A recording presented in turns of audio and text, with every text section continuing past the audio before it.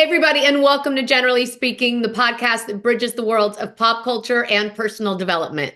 I'm your host, Jennifer Snook. I am so happy to be here with you today. I hope everything has been going well in your world. There has been so much happening in mine. I swear. I mean, life feels like it is going so quickly, doesn't it? I mean, the days just fly into weeks and it's just so fast. It all goes so fast. Speaking of personal development, you guys, I just want you to know that we are going to be diving headfirst into the personal development portion of this pod very soon, like as soon as I find more time, which I'm looking for, you guys. I'm looking for it everywhere. So we are going to be getting into that because there is a lot to get into. Anyway, before we get into this week, if you could do me a favor, if you're watching this on YouTube, please make sure you reach out and smash that subscribe button. I would appreciate it. Thank you very much. Okay, now we have to talk about the Justin Blake Baldoni of it all and the fact that this SNL situation just happened. Did you guys see that? There's been so much talk about whether or not it was a good move to go to SNL to just even show up that night. And truthfully, I do think it was a great idea. I think it was a great idea for SNL. And I think it was a great idea for them, right? Because SNL wants them because they're all eyes are on them. So of course, that's just another reason why people are going to tune in. But for Blake and Ryan, those two have to pretend like they are above all this. Like this is just, of course they're going to show up. That should just be a given because it would almost give credence to Baldoni's story, like they subconsciously had something to worry about or, presented them as weak in some way. So they had to go there and pretend like, this is just business as usual. We are showing up just like we always do. But then you have the issue of that little skit and that little bit that he did when he stood up. Because a guy from SNL, a staffer at SNL, a well-known staffer, came out and said that there was an original bit, an original script, and that Ryan himself rewrote that little joke and substituted it, right? So now that's like the big question. Did Ryan rewrite it or did Ryan not rewrite it? But my question is this: whether Ryan rewrote that script or that joke or didn't, the question is, why did he participate in it? Why would he poke fun at the entire situation when clearly there is so much at stake for everyone? And not just what's at stake for everyone, but how it disrespects everything that this movie was supposed to be about. I don't know. It just read so arrogant to me. It's so arrogant, so gross. I've never liked Ryan Reynolds. I never liked him. And I think that Justin Baldoni represented to him everything that he wishes he was. And that's just my take. All right, now we need to talk about the OK Magazine of it all. I'm sure you guys heard by now that OK Magazine did an article announcing, doing some big announcement about the Real Housewives of New Jersey. And they said that they got their information from Kim D. We all know who Kim D is, right? So as the story goes, as relayed by Kim D to OK Magazine, Bravo let everyone go because some apparent 6-month clause was up, which I don't even know if that really exists. But she says that Bravo let everyone go, and then Bravo brought back 3 players, Melissa, Dolores, and Teresa. They said that they thought long and hard about Rachel Fuda because they really liked her, but they said that her husband was just too problematic and they didn't want to deal with him. So she's out, right? So now it's just Teresa, Melissa, and Dolores. And Teresa apparently is not going to be going back to the show. Now, mind you, this is just what OK Magazine said. This is not the actual truth. This is just how the story was presented. So Teresa was not going to be going back to the show. They were keeping her on in some kind of good faith to work together in the future, right? So it's completely vague. But Dolores and Melissa, on the other hand, were going back to Real Housewives, and those two were going to be the anchors of the new cast, right? Teresa, not a part of it. None of the other girls a part of it. Marge is out. Rachel Fuda's out. Danielle is out. Fessler's out. Jen Aiden is out. We know that. So anyway, that's what the story said. But then it came out that that is not true. I think Bravo came out and said that wasn't true. And Teresa on her podcast came out and said that that story wasn't true. She said, she knew nothing about it. But then get this, just this morning, or actually, I think it was day before yesterday that she left the comment, but I just saw it this morning. I'm on my Instagram and I see a message from Kim D, who says to me, for the record, I have never lied about anything. For the record, everything in capital letters I have said throughout the years have proven to be true, right? So basically she's saying that she doesn't lie, she hasn't lied throughout the years, and that everything that she has said has proven to be true, right? So I responded to her with, hey, Kim, so are you saying that the OK Magazine reporting is factual? Because, I mean, if she's saying that she only spills the truth, then how does that marry up to what she gave OK Magazine?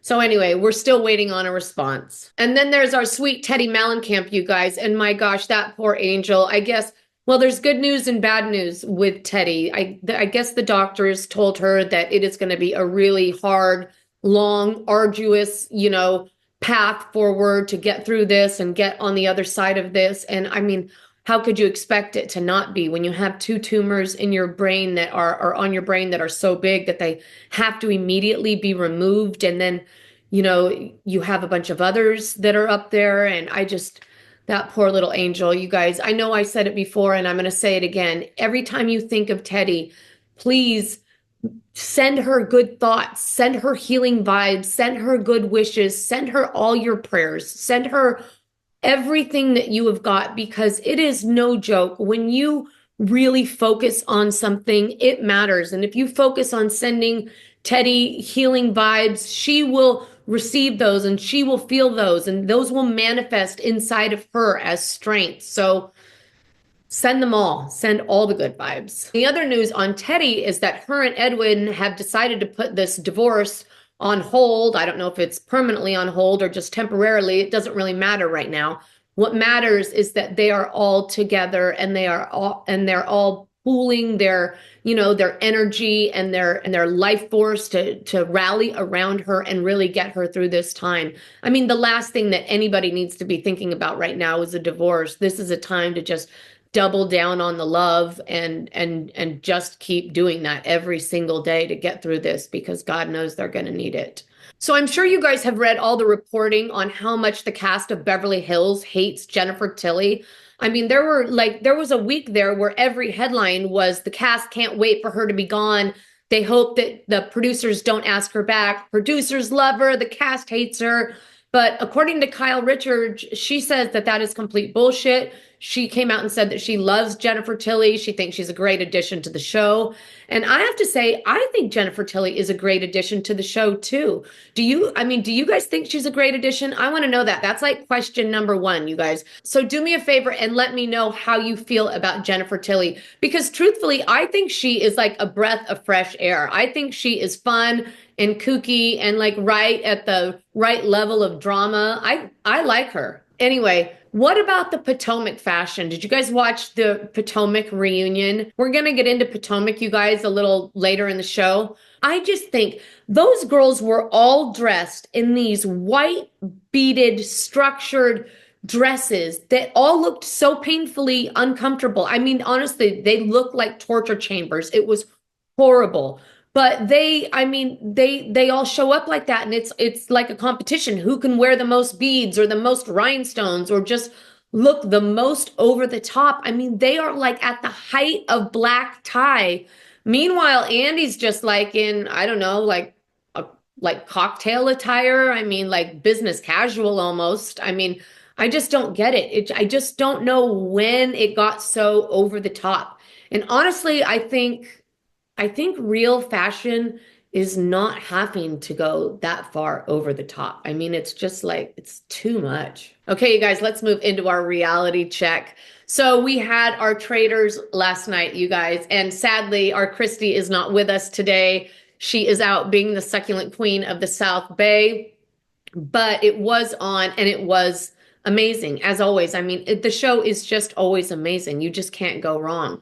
Last night we lost Sam, who I really like that guy. I can see, I mean, I don't know what in God's name he was doing with Britney Spears, but he seems to have a pretty decent head on his shoulders. He didn't really give us much, but when he did, he was engaging. He played it real close to the vest. And then we lost Kooky Carolyn, you guys, Christie's girl. Yeah, it was down to her and Danielle, and she just kind of folded under pressure. And Danielle came out with that one, but I hope to God Danielle does not take it. I really hope she doesn't. But the question is, who do you want to win Traitors? I think my guess, I'm guessing it's going to be Tom Sandoval or Gabby. That's my guess. But we will see. We will see. Anyway, you guys, moving over to Beverly Hills. As the show opens this week, the group is still split. We've got Garcelle and Kyle with Sutton and Miss Reba still in Georgia. It's their final day and everyone is saying their goodbyes. And as all this is happening, Reba says, "I love you" to Sutton, right? And everybody's jaw just hits the floor. Sutton says that this trip has been healing and that things haven't felt this good and natural with her mother since her sophomore year. So success, right? I mean, that's quite a success. Meanwhile, back in La La Land, Bose's cousin comes to visit. The two of them sit down for a chat about this pregnancy journey that Bose is on, or at least that she's about to embark on. Bose is wondering if they need to kind of pump the brakes on the baby making because she's feeling anxious about carrying a kid again. We then find out that she's actually given birth twice.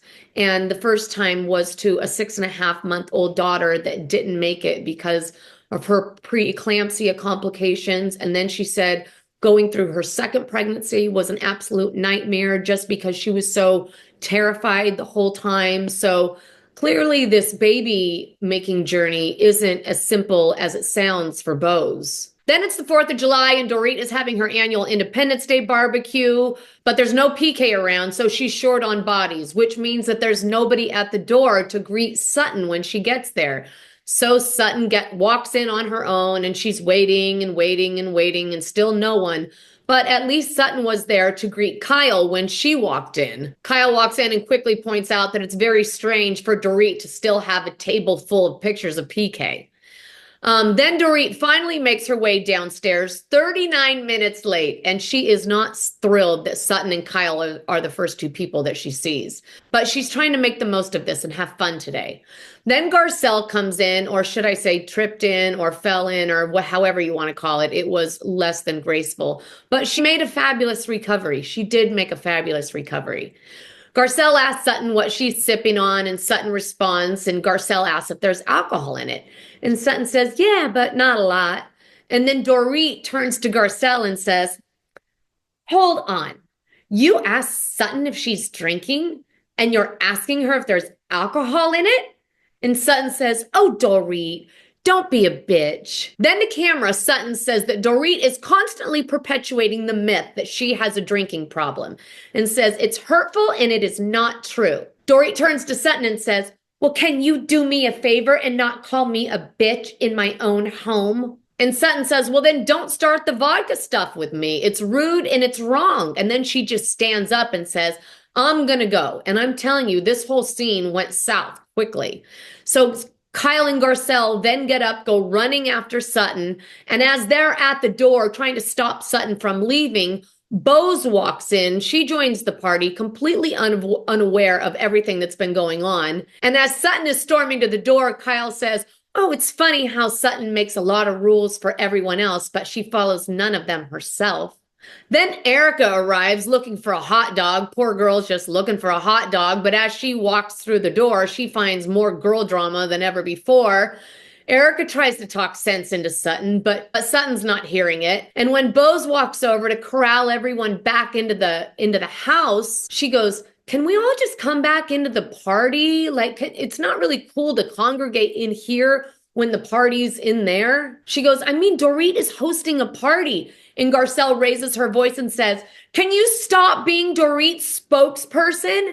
And Bose goes, I'm not being her spokesperson. And Garcelle goes, well, it sure sounds like it. So Bose goes, okay, well, if you want to coddle her, if you guys want to stay and coddle her, that's fine. Then Bose walks back outside and downloads Dorit on everything that just happened. She says, what they're doing is rude. Then a very keyed up Dorit says, the lack of empathy, support, grace, or even sheer kindness. Don't be a bitch. Don't be a vile human. Don't be a douche. And it's all so fucking dramatic. Then Sutton says goodbye, and when she does, Kyle and Garcelle walk back into the house and join everyone outside. Bose says to Garcelle, your girl left? Garcelle says, yeah, she left. And Erica goes, why? And Garcelle goes, well, she didn't feel comfortable here.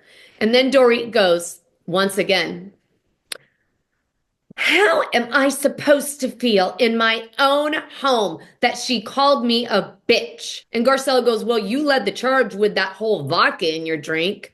And Bose says, but is that equal to calling her a bitch? Because if someone walked into my house and called me a bitch, those are fighting words. And honestly, I'm not a Sutton fan, but truthfully, Dorit was the one that yanked her chain first with that alcohol comment. And truthfully, I thought Sutton was being like kind of easy on her because she didn't say you're being a bitch. She said, Dorit, don't be a bitch. And there is a big difference between don't be a bitch and you're being a bitch or you are a bitch. She's saying don't be a bitch, like trying to wake her up and make her realize that that alcohol comment was a really bitchy thing to say. So it's not like she just walked in the house and called her a bitch. That's not how it went down. Then from over in left field, Kathy Hilton chimes in and says, I don't think any of us are mean girls. And then she goes, ha, or maybe I'm just used to it. And a very unamused Kyle says, same. Then Erica goes to grab her annual hot dog. And when she goes to get her hot dog, Garcelle goes to get her drink. And when the two of them come back and reconvene, Bose says, look, you guys, I think it's great that you were all there to support, but in the spirit of sisterhood, can we all just rally around? And before she can even finish her sentence, Garcelle interrupts her and says, where was all your spirit of sisterhood when you just came over there and called us rude? Bose says, that actually is being a sister. That's me telling you to check yourself. And Garcelle goes, it feels like every time you're telling us to check ourselves, you don't even know the other side of the story. And Bose says, let me tell this to you in relative terms. I am just calling things like I see them. And Garcelle says, that's exactly what we're doing. And that's when Erica pipes up and says, hold on. Why is it okay for Garcelle to constantly defend Sutton, but not okay for Bose to defend Dorit? And I would like to say amen to that. And then Garcelle to Bose says, didn't you say that Kyle hasn't been welcoming to you? And Bose says, yeah, I did. She goes, but I didn't say that she's like a cold-hearted bitch or anything. I just said that I haven't, gotten close to her. I haven't felt the same warmth from her that I've felt from the other women. And Kyle goes, that's really strange because I really felt that we did have a connection. I felt that the times that we were around each other, we did have a connection. So when I heard what you said, it hurt my feelings. Then Bose says to camera, when it comes to Kyle, the vibes just ain't vibing. She says she hasn't opened up. There's no warmth. So I don't know anything but her being sharp. Kyle says, it feels like you're Team Dorit because of the state that our relationship has been in. And she says, and I know you say you don't have preconceived notions, but your actions prove otherwise. Bose says back, I'm not someone who can be led. And Kyle says, well, it doesn't really feel that way. And it feels like you're a little hard on me, actually. And Bose goes, really? And Kyle goes, yeah, it does. Like when you picked up my phone at the Viper Room and said that I should block PK. She goes, you don't even know PK. And Dorit does it again. She goes, why does she have to know PK? She doesn't need to meet him. And Kyle says, Dorit, I'm talking to Bose. And Dorit says, about my life? Then I can chime in. Bose tells Kyle that she's not trying to Heisman her and push her out. Kyle says back, I've shared so much. And Dorit looks at her and says, I don't even know what's going on in your life right now. Kyle says, what are you talking about? Oh my God, what? And Kyle is just so frustrated at this point. She goes, why do you have to back up everything that she says? It's just so annoying, Dorit. And Erica at this point looks at the camera and she goes, I just can't take it anymore. She goes, this is just exhausting. Kyle says to Dorit, Bose could literally say anything, and you are so all over her ass. It's literally gross right now. Then Dorit looks at Kyle and says, from the beach, when we were at Garcelle's house, did we start fresh and clean, or are we going back? Tell me now because I need to know. And then they flash back to them on the beach having that big conversation, right? And Kyle says, yeah, I want to start from scratch, but we're going to need to rebuild trust, both of us. And then Kyle reaches over and gives her a big hug. And she says, I really want you to know that I love you a lot. And Kathy Hilton from left field goes, yes, you do. And Bose turns her head at Kathy and says, don't interpret for them. And then to camera, Kathy Hilton says, with this group, you can't make mountains out of molehills? Molehills, is that right? Molehills out of mountains? Whatever it is. Do you get what I mean? And then suddenly we're upstairs at Dorit's house with her and Kyle cannot believe the messy state that she is seeing Dorit's house in. But Kyle says that she can completely relate. Dorit, for her part, says that she's just completely overwhelmed. And at this point, she's just numb and she doesn't even see the mess anymore. Kyle tells her that she recently started taking over some of Mo's closet space. And Dorit asks her how she feels. And Kyle says, I ask myself that every day. She says, it feels like we're family. And Dorit says, but do you want to get back together? And Kyle says, right now, I just want to take this time, but I'm not doing anything with that time. Dorit says, well, do you want a divorce? And Kyle stammers and says, well, it can't stay like this. And if we're not going to get back together, then we're getting a divorce. Yes. Then to camera, she says, Mo and I both have been in denial about the situation we're in. And we go about our lives like we're still a family because we are. But the time is flying by, and every time it comes up, he says it's way too early to even think about divorce. He says that we shouldn't be getting ahead of ourselves. Kyle tells Dorit that she'd like to be out doing what the guys are doing, but that honestly, she doesn't even know how to go about it. She doesn't even know how to do that. And Dorit says, what do you mean, Kyle? What do you mean? We just have to live. We have to live. Then Dorit says to Kyle, you know, Kyle, would I choose to be in this situation? No, I wouldn't. And that's the truth. Kyle says, same. And then to camera, Dorit says, you know, I think PK had lived with the idea of us separating and splitting up for a long time. She says he was mentally prepared for it, whereas it took me completely by surprise, and I kind of feel like I'm still digesting it all. Kyle says, I never dreamed in a million years that I would be in this position. Dorit says, it's all so fucking weird, Kyle. And then to camera, she says, you know, with me and Kyle, it feels like old times. We're leaning on each other. And if I'm honest, I've kind of missed it. And Dorit says, Kyle, if the man wants a divorce, we're getting a divorce. And Kyle says, when you're not with him, do you enjoy your independence? And Dorit says, no, I haven't even had any yet. And Kyle says, me either. We're both in the same spot because we're stagnant.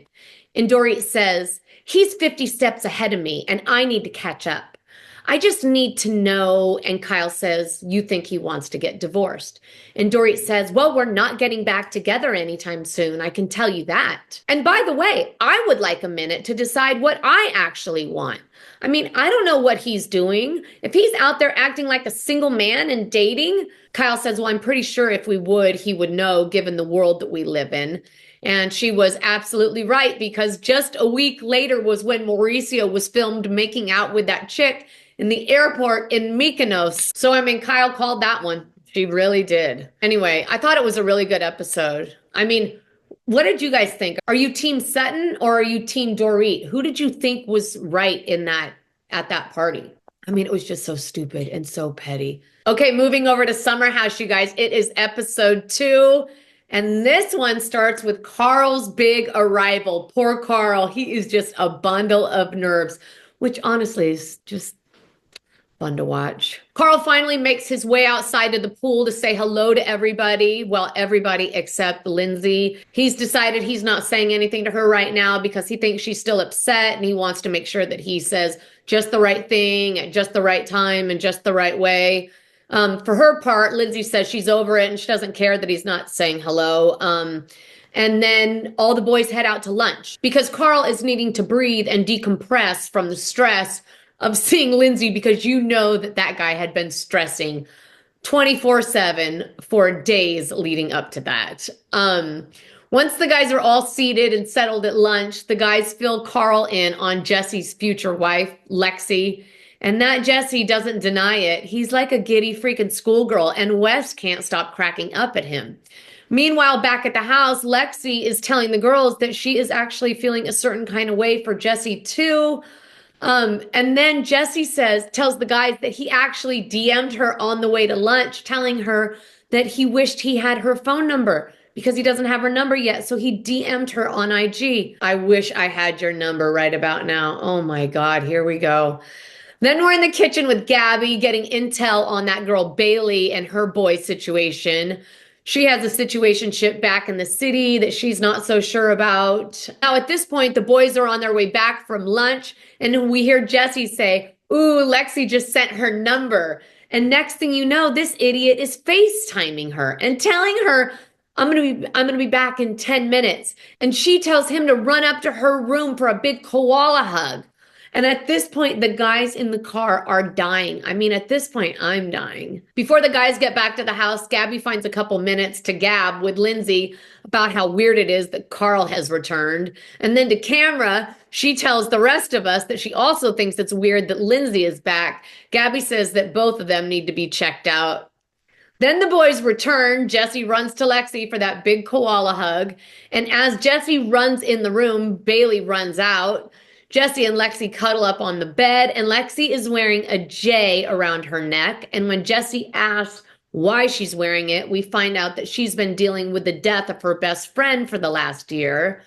Then Jesse decides, since they're having this intimate moment, Jesse decides that it's time for him to spill all of the stuff that he went through with his testicular cancer. Then down in the kitchen, we find Carl cooking and wearing a shirt that I'm not sure if you guys noticed, but he's at the sink doing something, and you can so clearly see the price tag of his shirt right through the thing. I bet if I look close enough, you could actually see the price. It's hilarious. Go back and check it out. Anyway, then Lindsay comes into the kitchen, and at Kyle's urging, Kyle's like snapping, like Lindsay doesn't know what's happening. But at Kyle's urging, Carl finally turns and confronts Lindsay and congratulates her. And Lindsay received it well, or at least I think better than most people expected her to. Upstairs, Sierra is telling Paige that she is literally scared of how much she doesn't want to be in the house with West. I mean, clearly Sierra is still so just riddled with emotions about everything that went down regarding West.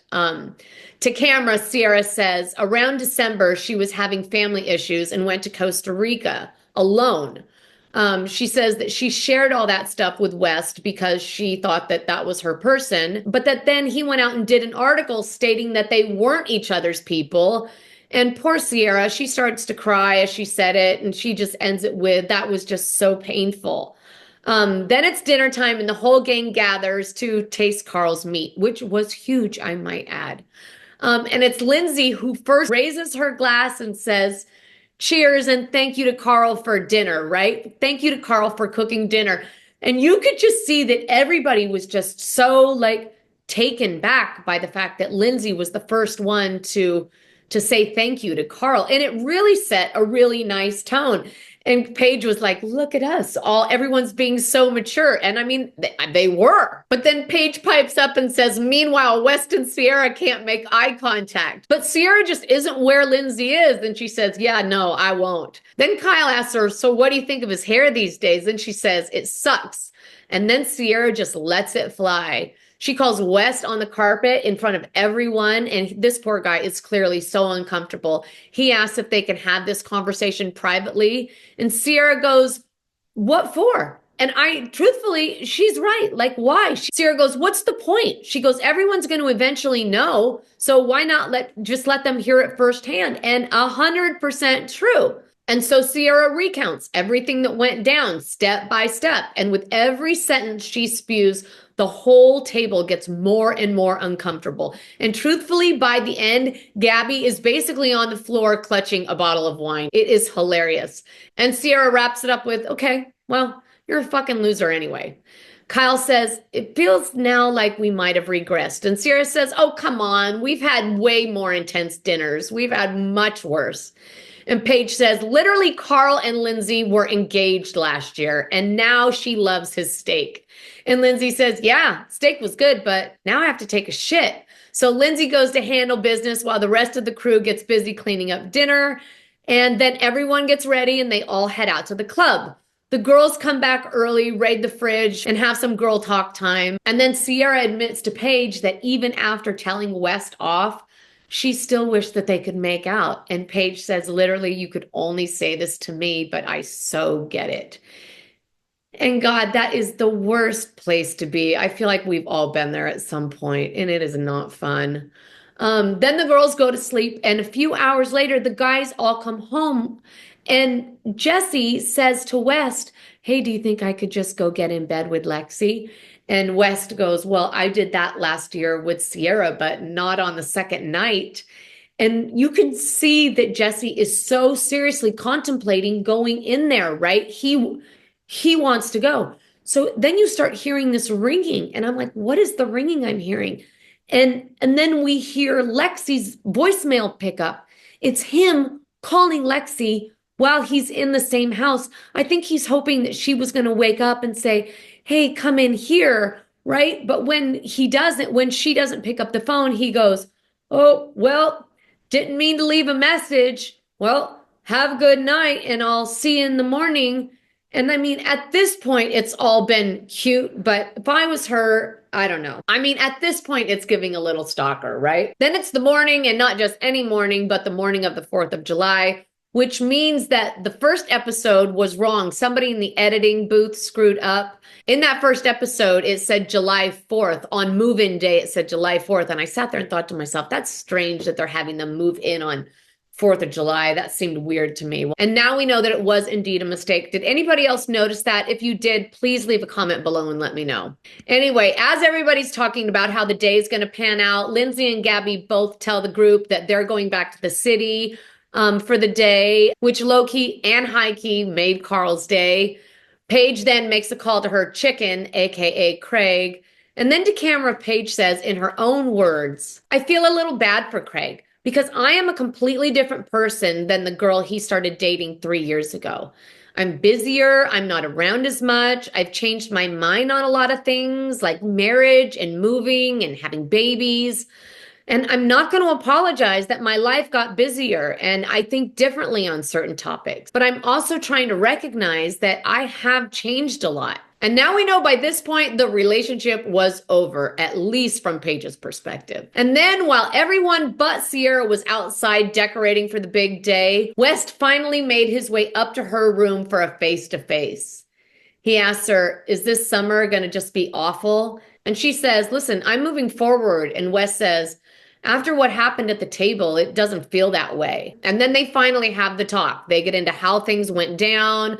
They broke the fourth wall a little bit. And basically, Sierra eats him for lunch. But also, she knows that he's a beginner. So she gives him a little grace, and they both agree to try to move forward and have some fun this summer. And then in confessional, Sierra says, I think that me and West were genuinely friends first. And that made it a lot harder when it ended, because you are losing, someone that you want to tell your everything to. Sierra says she's not sure if she can be friends again with West, and then she thanks him for apologizing. Okay, guys, now we're going to Potomac, and what a reunion it was. So the reunion opens up not with all the women arriving to the studio and getting glammed, but in this very pared down confessional with Karen just 12 hours after she was found guilty of DUI and 6 other charges, right? So Karen is sitting there in this knit cap with not a stitch of makeup on, and the producer says, the verdict was read. What was your initial reaction? And Karen says, well, My heart dropped. And then they start flashing back to all the headlines, those crazy videos, the police cam footage, and my God, it was insane. Karen says, "This is very frightening, but I accept full responsibility for everything that went on in my car accident." And then they flash back to even crazier footage. And then back to Karen crying, saying, "I don't care about me right now. I just care about my children. I care about my family." Then the producer asks, "Do you think you have a problem with alcohol?" And Karen says, "No, I'm not an alcoholic. Let's be clear." And then she says, "I know a lot of children look up to me. They call me Auntie Karen and Grand Dame. Well, do as I say and not as I do." Okay. So at this point, the reunion hasn't even started and it's already messy. And shit continues to go sideways as the women arrive at the reunion and realize that the Grand Dame is nowhere to be found. Some of the ladies are shocked, some of the ladies not so much. Ashley says she's not surprised after seeing that footage because, now they all know that she's been lying to them for the last 3 months. The ladies all take the stage, everyone except Karen, of course, who is MIA. Andy greets the girls and announces that the reason that Karen isn't there today is because she checked herself into a rehab facility. And Wendy wonders out loud if she's in rehab to get help or because it will help lighten her sentence. And Giselle pipes up and says, "Listen, anyone would," and everyone agreed. Then Andy says, "Speaking of Karen, she sent a message." And then we cut to a confessional that looks completely different than the confessional that we opened with. Completely. The first one was pared down and raw and real, and this one is glitzy and gaudy and overproduced. It's her addressing the women and why she's not there, which she says is because she's going away to a treatment center to address antidepressants and drinking, because she wants to get to the bottom of it. Then she says, "But I would be remiss to not address and thank some of you in the group." And then Karen goes on to mention Giselle and Kay and Jazzy and Candace and Andy, but not Wendy, the one person who rode for her harder and longer than anyone else. Karen says, "Andy and Giselle, you two can fight about who called me the Grand Dame first, but I plan on coming back as Karen Huger only, because that's enough." Then once the video over and Wendy is realizing that she wasn't on that thank you list, all those things that Giselle had been trying to tell her over the years about Karen started to ring true. And Wendy says, "That's not my friend." And Andy asks, "Do you regret taking her to the White House?" And Wendy says, "Yes, I do." Andy says, "I think the most interesting part of that video was when she said, 'I'm coming back as Karen Huger,' because that's enough." And I completely agree with that, but I just can't help but wonder if that's really her authentic intention or just what her PR person told her to say. Then they dive into the new and improved friendship that's been budding between Wendy and Giselle. Speaking of budding, Wendy says that Happy Eddie has been doing just great. And when Stacy gives her rave review, Giselle pipes up and says, "Aren't you planning on starting your own Happy Eddie?" And she says, "No." And Giselle says, "You didn't have a meeting with someone and you told him that he should work with you because you're a celebrity?" And Stacy says, "Absolutely not." Then Giselle says, "Hey, Wendy, next season when she comes out with Happy Stacy, don't be surprised." Then someone writes in and says, "Wendy, it was great to see you prioritize life and leave your professor job. But do you really think it's fair to stipulate that your children don't get an inheritance unless they get a master's degree? Isn't that your whole cross to bear with your mother?" And Wendy says, "Listen, we have different stipulations. They get bonuses if they learn to speak our language, if she joins my sorority, and if she joins your sorority." Sorry, but it sounds to me like those kids are just being incentivized to live her idea of how their life should look, which honestly is no different than what her mother has done to her at all. And then Stacy says that she stood by Karen while other people were mocking her. And then months later, Karen didn't stand by her. Then Wendy says, "Funny enough, when Stacy was joining this group," and she says to Stacy, "And I haven't told you this yet, but Karen said to be very careful of the woman coming into the group because she's very smart and she's very educated." And Giselle from across the room says, "But is she? Is Stacy smart? Is she educated?" And then that just turned into this whole testimony about how Karen does this grooming of every single person that comes into the group. And they flash back to her doing it to Ashley. And of course, that's just a manipulation tactic on Karen's part. That's just part of her game. Then they bring Jazzy out and she brings out her wedding invites. And then they get into the timeline of her relationship with her fiance, and honestly, boring. Cares. Andy asks the state of Ashley's marriage, and she says that they're in the final stages. And then Andy asks Mia where she is in her divorce, and she says, we're in the final stages too. And everybody goes, lies. Then Andy asks Giselle and Ashley all about what's happening with GNA, and they are all very clear about the fact that they are no longer trying to make money, that they are now completely into just community outreach, and they are busy being a bridge. And that's great. I'm just not sure how community outreach pays the bills, but good luck to them. And then those dueling events came up, and Giselle says, I already apologized for handling it so badly. I was really just furious with Karen. And then it's all about Mia being MIA in Miami. And yes, that is an MIA, MIA, MIA. Weird. But honestly, that woman is wacko. And I don't mean wacky, I mean wacko. And there is a big difference. So in a nutshell, Mia invited Stacey and Jazzy to her birthday party in Miami that came complete with fancy invitations and the whole bit. They decided to go, they RSVP'd, and when they landed in Miami, they texted her, they called her, they went to the designated restaurant where this birthday dinner was supposed to be. Mia is still not there an hour after dinner was supposed to start. And basically, they went to Miami and came home, and they never saw Mia the entire time. It's unbelievable. When it's Mia's turn to respond, she says, listen, I hired a party planner, someone for them to RSVP to. And honestly, I didn't personally know that they were coming to town. And Stacey goes, you are a liar. You're a liar. How dare you? You are a liar. She made more noise in this one interaction with Ashley than she did the entire season. You are a liar. How dare you? Are you kidding me? Girl, bye. Stop. She says, don't play with me. Then Stacey hands Andy her phone and he reads the text chain. Andy reads a text from Mia that included the birthday details and itinerary. And Stacey responds, Mia, thank you so much for the special surprise. How fab. I'm excited to celebrate with you, babe. I'm coming. Mia responds, amazing. Can't wait to see you, beautiful. And then on Sunday, Stacey arrives and says, happy birthday, beautiful. I'm here in Miami, ready to celebrate you. And then Andy says, and that was read the following day.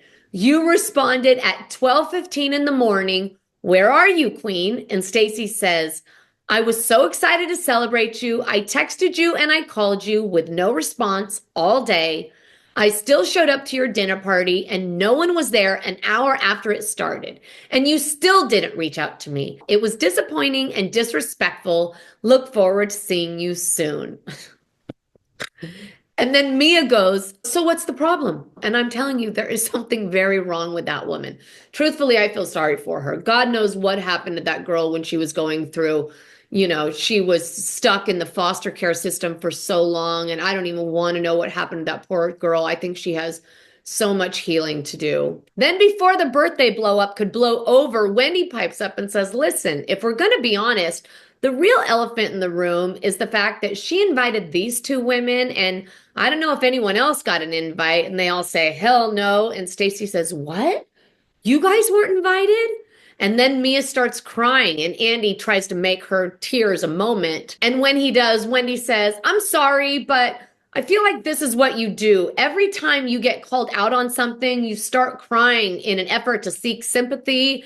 And I'm sorry, but as your friend, that stops today. You were wrong. And Mia says, I know I was wrong. I fucked up again. I've been going through a lot. And Giselle says, we've all been going through a lot. Ashley says, I've known you to be a good friend, so what happened? Mia says, I do know how to be a good friend, but in this season of my life, I've fallen short. And then Andy calls a break. Everyone goes to their respective dressing rooms. And then you see Mia knocking on Stacey's door. She goes in and apologizes. And Stacey says, why did you ghost us? I don't understand. Why did you ghost us? And Mia responds with, I just can't be a good friend right now. And Stacey says, Well, then I'm just not ready to accept your apology. I'm sorry. And Mia says, I understand. Thank you for your time. And as she turns to walk away, she starts breaking down. And then in the hallway on the way out, she's sobbing and saying, I'm leaving. That's it. I'm leaving. But we did see the preview for part 2, so we know that Mia is back and all is well. So stay tuned for that. Anyway, you guys, that about does it for this episode of Generally Speaking. Thank you so much for being here with me. If you've been watching us on YouTube, please make sure you reach out right now and smash that subscribe button. If you've been listening on your favorite streaming platform, please make sure you give us a 5-star rating, leave a message, share us with your friends, share us with your family. We would love that. If you'd like to follow me on socials, you can find me on TikTok at This Is Generally Speaking, or on Instagram at the Jennifer Snook. If you'd like to collaborate or have a question you'd like answered on the pod, you can reach me at jennifer@jennifersnook.com. And if you'd like to get your hands on some of this adorable Generally Speaking merch, I will leave the link down below. Okay, everybody, I am wishing you all the best. I am sending you all the good vibes. And until we're together again, stay rooted in love. See you next time.